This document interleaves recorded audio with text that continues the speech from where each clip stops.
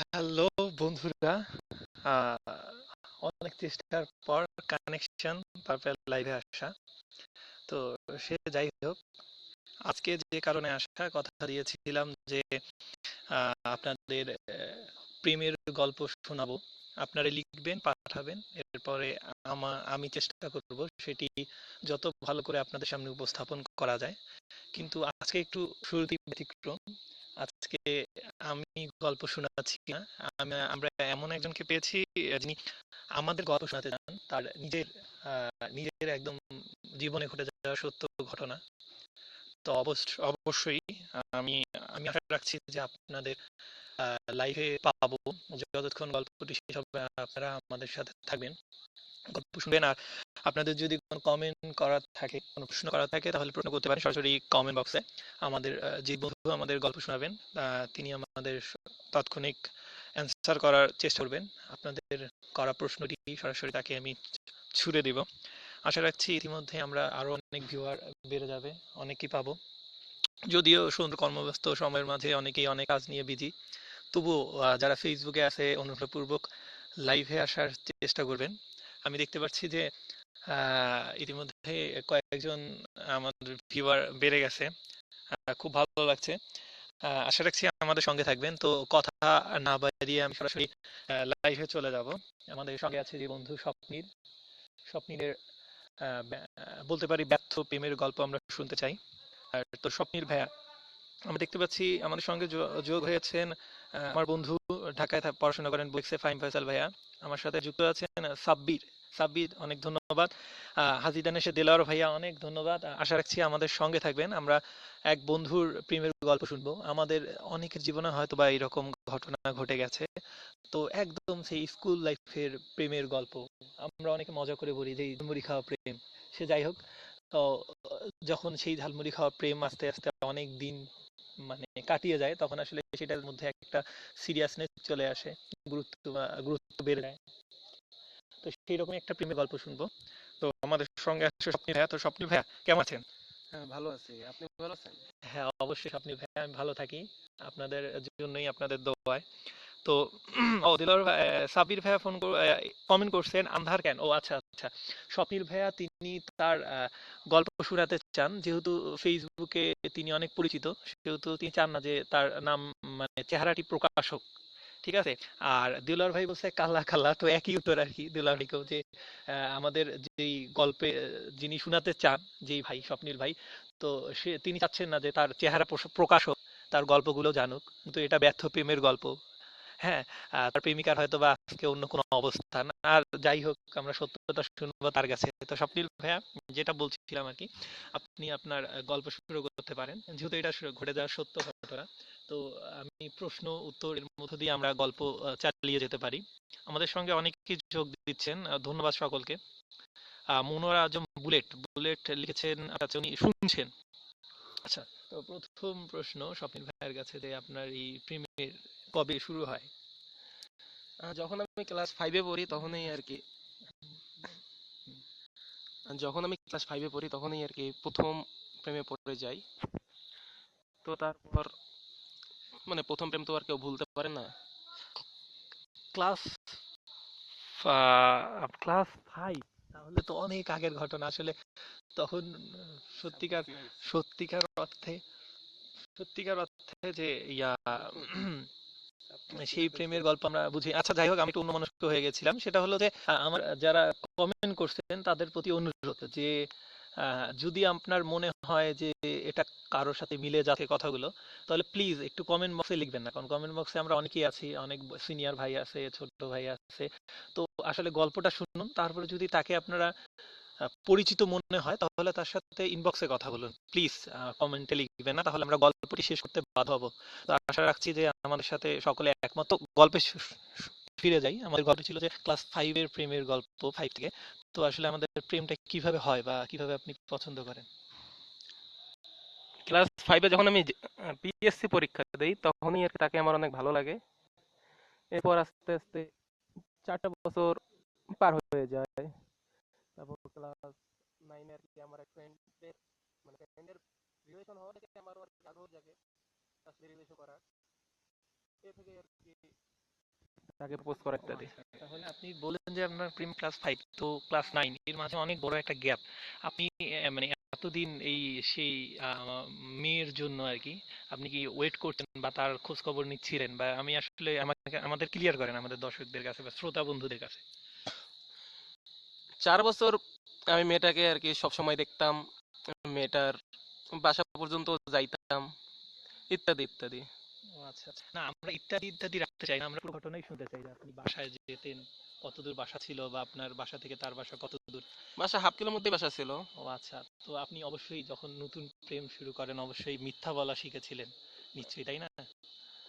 Me- মানে বাসায় মিথ্যা বলে কোনো যাওয়া হয়নি যে আমরা তো হ্যাঁ, বলি অনেক যা হয়েছে, মিথ্যা না বললে তো আর, ছোট তখন না, মিথ্যা তো বলাই লাগতো। যে এমন যে আম্মু আমার একটা প্রাইভেট আছে বা আমার একটা কোনো কাজ আছে সেটার কথা বলে বাড়ি গিয়ে বা বাজার করার না, ছলনা দিয়ে আমরা দেখতে এইরকম যেতে। কথা বলে বাইরে যাওয়া হয় নাই, হয়তো বা প্রাইভেটের পর লেট করে আসা হয়েছে বাসায়। কখনো এইরকম হয়নি যে আপনি প্রাইভেট বাট আপনার পড়াশোনা বাদ দিয়ে বা স্কুল মিস দিয়ে সেই মেয়ের পিছনে ঘুরেছেন, এরকম ঘটনা হ্যাঁ, ঘটেছে? এরকম তো প্রায়ই হয়েছে। আচ্ছা আচ্ছা, এইরকম সাধারণত এইরকম ঘটনা ঘটে, আমরা স্বাভাবিকভাবেই দেখতে পারি, ঠিক আছে।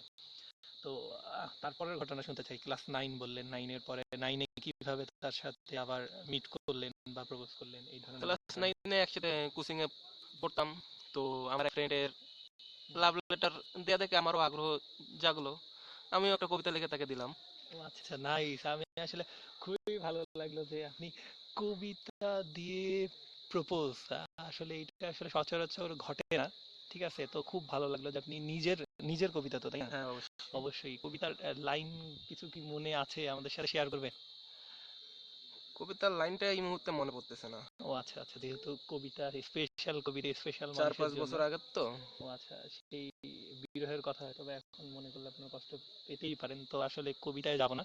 তবে বন্ধুরা, আমাদের খুব ভালো লাগছে যে আমাদের বন্ধু সে কবিতা অর্থাৎ মানে কি বিষয়, মানে ব্যাপারটা একটু ভেবে দেখুন, একটু ফিল করার চেষ্টা করুন। সে তার গার্লফ্রেন্ডকে নিয়ে বা পছন্দের মানুষকে নিয়ে কবিতা লিখেছেন, কবিতা লিখে তাকে প্রপোজ করেছেন। কি মানে কি অদ্ভুত, কি ভালোবাসা ছিল, তাই না?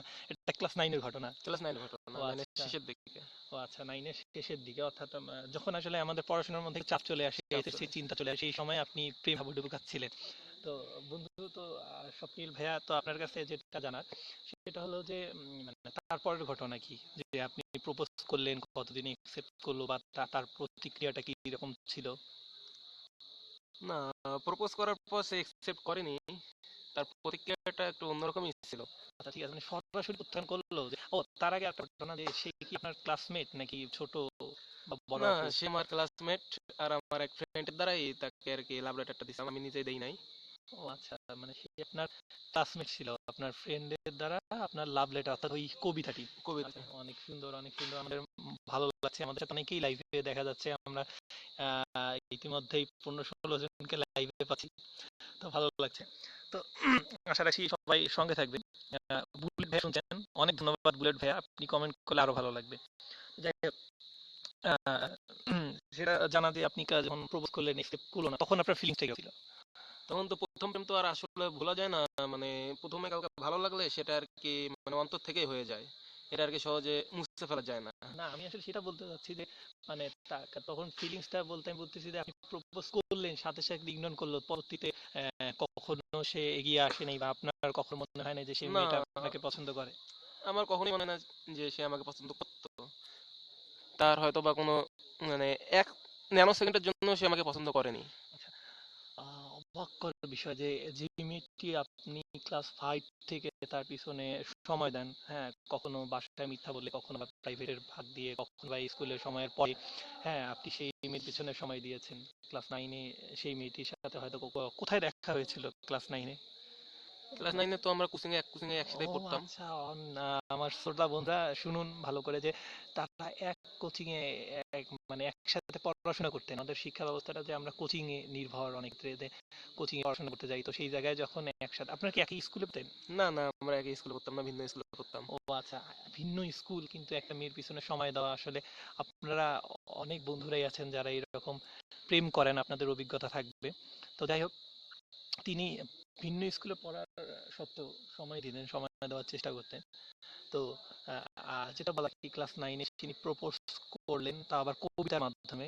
কিন্তু যখন একসেপ্ট হইল না, তারপর থেকে তার মনের মধ্যে যে ফিলিংসটা, তিনি বলেছেন যে খুব খারাপ লাগছে আরকি, যে এতদিন ধরে পছন্দ করা, সেই ক্লাস 5, 6, 7, 8, 9, 5 বছর পর প্রপোজ করার যে সাহসী হলো, সাহসী হওয়ার পরও সে একসেপ্ট করলো না। তখন আসলে ফিলিংসটা কিরকম হয়, যিনি প্রেম করেন বা যিনি যাকে ভালোবাসেন সেই বুঝতে পারে।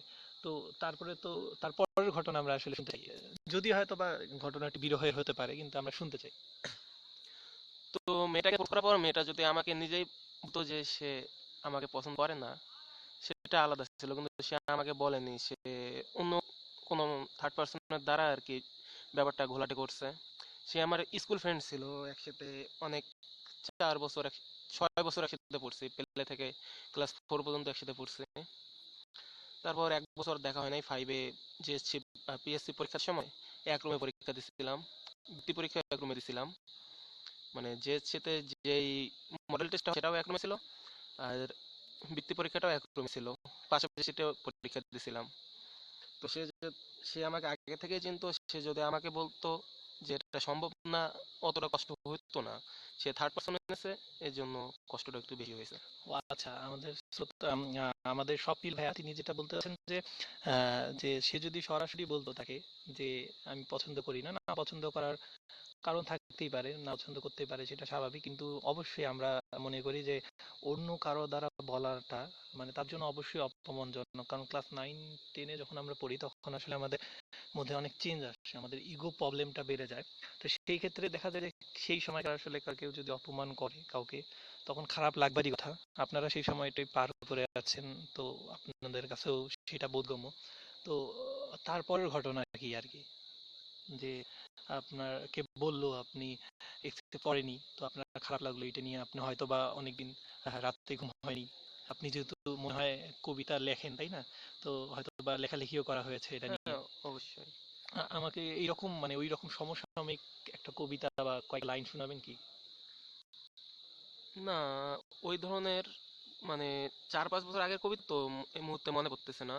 না, হয়তো বা এমন হতে পারে যে, না, শ্রোতা বন্ধুরা জানিয়ে রাখি যে আমাদের স্বপ্নিল ভাইয়া অনেক ভালো কবিতা লেখেন এবং তার কবিতা তার পেজে অনেক জনপ্রিয়। তো সে কারণে হয়তোবা সে আমাদের শোনাতে চাচ্ছেন না, হয়তোবা সেই কবিতা মিলে গেলে সেই স্বপ্নিল ভাইয়াটার ছবি আপনার কাছে মিলে যাবে। তো যাই হোক, সেই দিকে আমরা আমাদের যেটা বলা যে মানে এখনো কি আপনি তাকে লাভ করেন বা তার জন্য ফিলিংস হয়, এটা আর কি জানতে এটা তো চাচ্ছি। হবেই, কারণ প্রথম কাউকে ভালো লাগলে সেটা সহজে ভোলা যায় না। তাকে দেখলেই দেখতে ইচ্ছা করে। মানে সে যদিও এখন অন্য কারো, তারপরও আর কি তাকে ভোলাটা যায় না। অন্য কারো বলতে আপনি আসলে ক্লিয়ার করেন ব্যাপারটা, আমি আসলে কি বলবো যে আবেগপ্রবণ হয়ে যাচ্ছি, আপনি বলেন। তারপর ইন্টার ফার্স্ট ইয়ারের শেষের দিকে সে আমার এক ফ্রেন্ডের সাথে রিলেশনে জড়ায় যায়। আপনার এক ফ্রেন্ডের সাথে? আসলে শ্রোতা বন্ধুরা, আপনি একবার ভাবুন যে তা মানে আমি আসলে বলার ভাষা হারিয়ে ফেলছি যে তিনি ভালোবাসেন এত বছর, ক্লাস 5 থেকে ইন্টার ফার্স্ট ইয়ার, আপনি একবার চিন্তা করুন, এতগুলো বছর একজনের সঙ্গে লাইক করার পর শেষ পর্যন্ত দেখা গেল যে আপনার কথা আপনি ফিল করুন যে আপনি একজনকে ভালোবাসেন 6 বছর 7 বছর ধরে, কিন্তু শেষে দেখলেন যে আপনারই কোনো এক ক্লোজ ফ্রেন্ডকে সে লাভ করে। আসলে তখন মানে কি রকম ভিতর থেকে অনুভূতিটা আসে, আপনি একবার একবার ভাবার চেষ্টা করুন। আমাদের যে আজকের যে গল্পকার, আজকে আমাদের যে সুনীল ভাই আমাদের যে গল্প শোনাচ্ছে, তিনি আসলে কতটা কষ্ট পেয়েছেন জীবনে, তার কষ্টের কথা একবার চিন্তা করুন। যে আমাদের এই মফস্বল শহরে লুকিয়ে থাকে এরকম হাজারো হাজারো প্রেমের গল্প আছে, যে গল্পগুলো হয়তোবা হারিয়ে যায় প্রকৃতির মাঝে, হারিয়ে যায় বাতাসের মাঝে, কিন্তু শোনা হয় না। সেই রকম গল্পগুলি আসলে আপনাদের সামনে উপস্থাপন করার জন্যই আমার এই ক্ষুদ্র প্রয়াস। তো যেটা শুনছিলাম আর কি, যে তারই কোনো এক ক্লোজ ফ্রেন্ডের সাথে প্রেমে পড়ে যায়। তো বন্ধু স্বপ্নিল, তোমার কাছে জানতে চাই, আমি তুমি করে বলি, আপনি আশা রাখছি যে কিছু মনে করবেন না। তো বন্ধু, তোমার যে বন্ধুর ক্লোজ বন্ধুর সাথে যখন তোমার এরকম জানতে পারলা যে প্রেম করে, তো সরি, আমার মোবাইলে রিং রিং চলে আসছিল, আমি কেটে দিলাম, যেহেতু আপনারা সকলেই লাইভে আছে। তো বন্ধু, যেটা বলতেছিলাম যে তোমার যে বন্ধু প্রেমে পড়লো আর কি, তো তারপর তুমি তাকে কিছু বলনি বা তোমার ব্যাপারগুলো শেয়ার করো? না, সে জানতো, তারপর যেহেতু সে ফ্রেন্ড মানুষ, সে মানে যদি সে ক্লোজ না, যদি ক্লোজ ফ্রেন্ড হতো এটা কখনোই করতে পারতো না। সে ক্লোজ না, তারপর সে জড়ায় পড়ছে, এটা কিছু বলিনি। মানে এর আগে আরেকজনের সাথেও মানে রিলেশন জড়াই ছিল, সেটা রিলেশন ছিল কিনা সঠিক জানি না, তবে একসাথে ঘুরতো, রিলেশনের মতোই বলা যেতে পারে। তো ওর সাথে আর কি একদিন ঈদের রাতে কনসার্টে কথা কাটাকাটি হয়েছিল।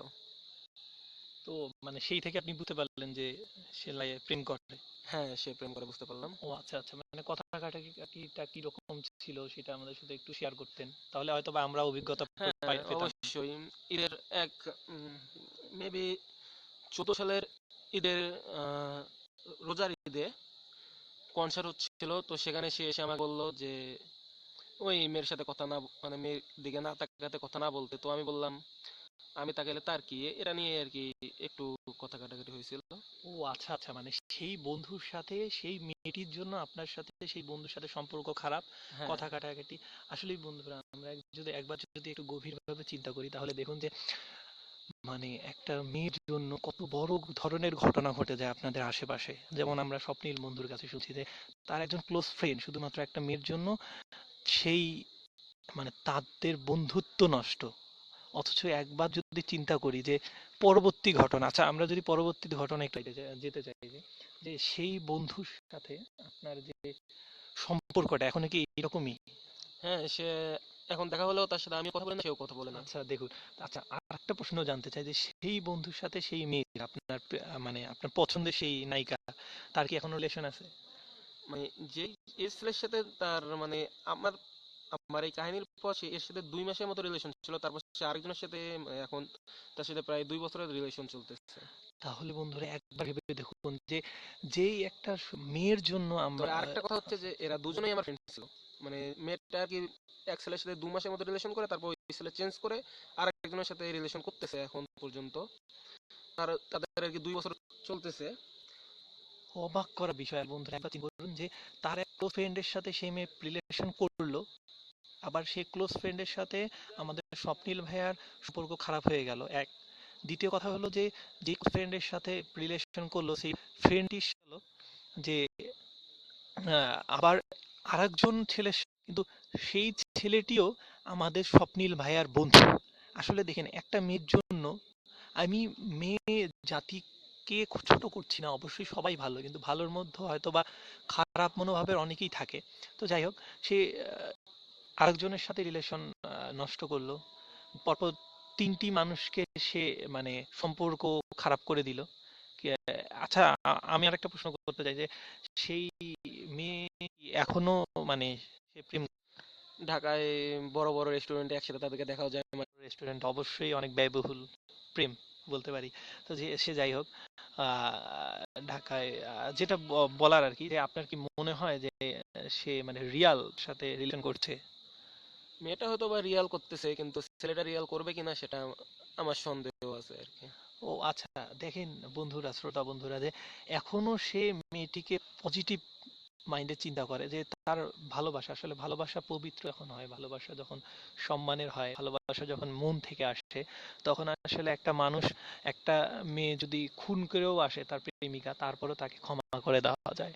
এটাই ভালোবাসা, এটাই আমাদের মফস্বল শহরের ভালোবাসা। এ ভালোবাসা শহরের বড় বড় দালান কোঠায় আবদ্ধ নয়, এ ভালোবাসা জটিলতায় আবদ্ধ নয়, এ ভালোবাসা মফস্বল শহরের একজন সহজ সরল মানুষের মন থেকে আসা একটি পবিত্র ভালোবাসা। আমরা বন্ধুরা, আমরা এখন এখন স্টেশনে অবস্থান করছি। দূরে ট্রেনের শব্দ, মৃদু মৃদু শব্দ শোনা যাচ্ছে, আপনারা শুনছেন। আর অবশ্যই ল্যাম্পপোস্টের নিচে, যদিও এখানে ব্রাইটনেস কমিয়ে দেওয়া আছে বন্ধুর, যাতে চেহারা আমরা না দেখতে পাই, তার মন থেকে আবেগের কথাগুলো সুন্দরভাবে বেরিয়ে আসে। এটাই। তো অনেকে লাইভে দেখতে পাচ্ছি, আপনারা শুনছেন, অনেক ভালো লাগছে, অনেকক্ষণ ধরে শুনছেন। একজন লিখেছেন কমেন্ট বক্সে যে ব্রো লাইভ লিঙ্কটা দাও। হ্যাঁ, অবশ্যই আমরা এই গল্পটি আপনারা একটা চ্যানেলে পাবেন, ইউটিউব চ্যানেলে উষা আর আলো। যদি সার্চ দেন আপনি সরাসরি এই গল্পটি পেয়ে যাবেন। তো আমরা লাইভ লিঙ্ক অবশ্যই আমার ফেসবুকে কিছুক্ষণের মধ্যে পেয়ে যাবেন। আপনি ক্লিক করলেই সেই গল্পটি আবারও শুনতে। 7-8 বছর কম, তো এটা সম্ভব না। বন্ধু বলছে যে এখন এখন সে একসেপ্ট করবে না। আসলে আমার মনে হয় যে স্বপ্নিল ভাই, আপনি যদি মাইন্ড না করেন আমি বলি, সেটা হলো যে আপনি হয়তোবা সেটা আবেগ থেকে বলছেন, কারণ আপনাকে দেখে আপনার সাথে কথা বলে বোঝা যায় যে আপনি আসলে কতটা ভালো মানুষ। তো আসলে আমি জানি আপনিও তাকে অনেক ফিল করেন, হয়তোবা আপনার মনের ভিতর থেকে যে রাগগুলো আছে, যে আবেগগুলো আছে, সেই তারই পরিপ্রেক্ষিতে এরকম কথা বলছেন। তো সে যাই হোক, তো এখনো কি তার সাথে আপনার দেখা হয় বা কখনো কথা হয়েছে বা ফেসবুকে বা সরাসরি এরকম? ফেসবুকে কথা হইতো, এসএসসি পরীক্ষার পর ফেসবুকে কথা হইতো, নিয়মিত কথা হইতো। এরপর আর কি কথা হয় নাই। ওই আইডিটা তার মানে নষ্ট হওয়ার কারণে আর কি তার সাথে কোনো যোগাযোগ হয় নাই। তারপর বার্থডেতে এখনো উইশ করা হয়। সে একদিন হোক 2 দিন পর হোক একটা থ্যাঙ্কস জানাবে, মানে হ্যাপি বার্থডে একটা মেসেজ দিলে সে একটা থ্যাঙ্কস জানাবেই। তবে প্রায় 2 বছর পর আজকে তার দেখা হয়েছে।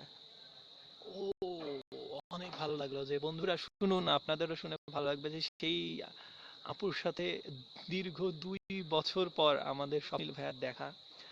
তার অনুভূতিটা আমরা শুনতে চাই যখন দেখা হইলো আর কি।